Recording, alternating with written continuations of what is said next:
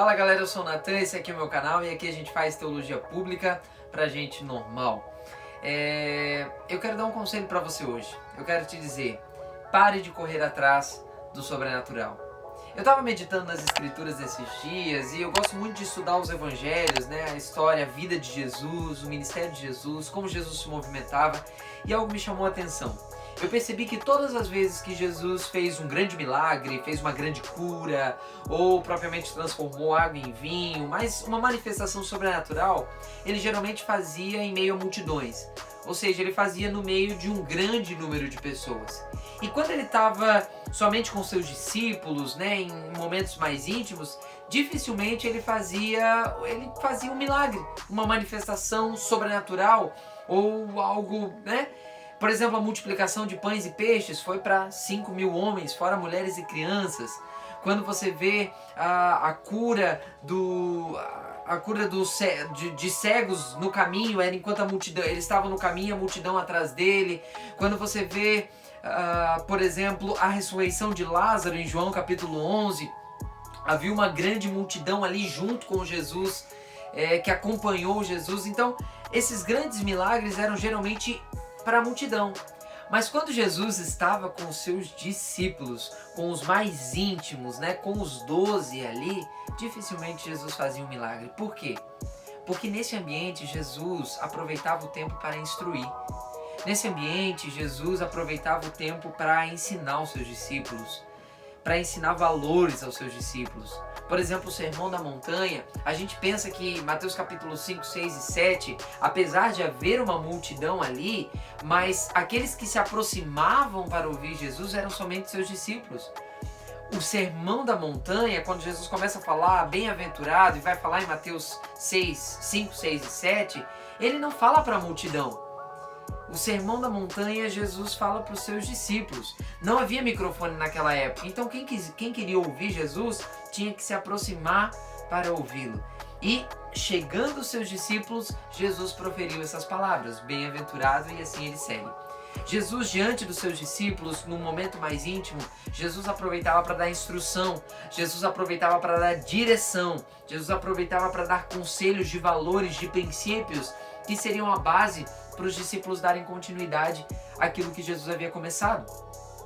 O que eu aprendo aqui? Eu aprendo que manifestações sobrenaturais, elas são válidas, são sim. Eu não quero eliminar o poder delas e também não quero dizer que elas não aconteçam em ambientes menores, em grupos pequenos. Mas geralmente, vendo a vida de Jesus, o ministério de Jesus, as manifestações sobrenaturais, os milagres, eram para atrair as pessoas. Era para que, de algum modo, mostrar às pessoas que algo novo estava acontecendo.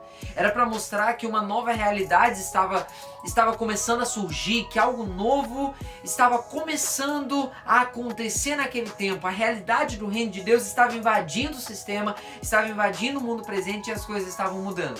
Isso chamava a atenção das pessoas. Isso chamava a atenção que as pessoas começavam, um cego viu, um paralítico andou, alguém foi curado, ou no caso de Lázaro, um morto ressuscitou, precisamos ir ver o que está acontecendo. Agora, quando estava com seus discípulos, com os próximos, com os íntimos, Jesus não precisava estar o tempo todo fazendo milagres. Jesus não estava precisando curar o tempo todo, porque ali, Jesus não precisava curar simplesmente o físico. Com seus discípulos, Jesus queria curar o interior deles. Com seus discípulos, Jesus queria trazer princípios. Com seus discípulos, Jesus queria trazer os valores do reino de Deus. Jesus queria falar de coração para coração. Jesus não queria apenas atrair a atenção dos seus discípulos, mas Jesus queria passar para eles um coração, passar para eles um legado, um destino, uma missão. Então pare, se você é discípulo de Jesus, você não precisa acordar toda manhã com uma manifestação sobrenatural.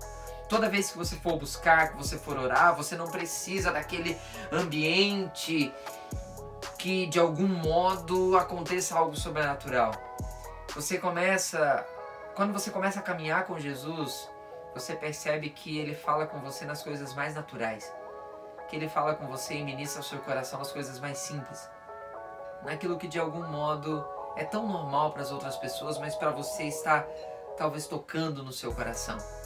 Porque Jesus, Ele quer sempre falar com você de modo íntimo, como um pai Deus sempre quer falar com você de modo íntimo, como um pai que fala com o filho, que conversa com o filho, que dá direções, que dá conselhos, que imprime valores, que imprime realidades novas no seu coração. Então pare de simplesmente buscar o sobrenatural. Viva no natural de Deus, porque o natural de Deus é muito mais sobrenatural que tudo. Os fariseus sempre pediam um sinal. Os fariseus tinham que ter um sinal para eles poderem crer. Você que é discípulo, você não precisa disso. Você ouve Deus falar no seu dia a dia.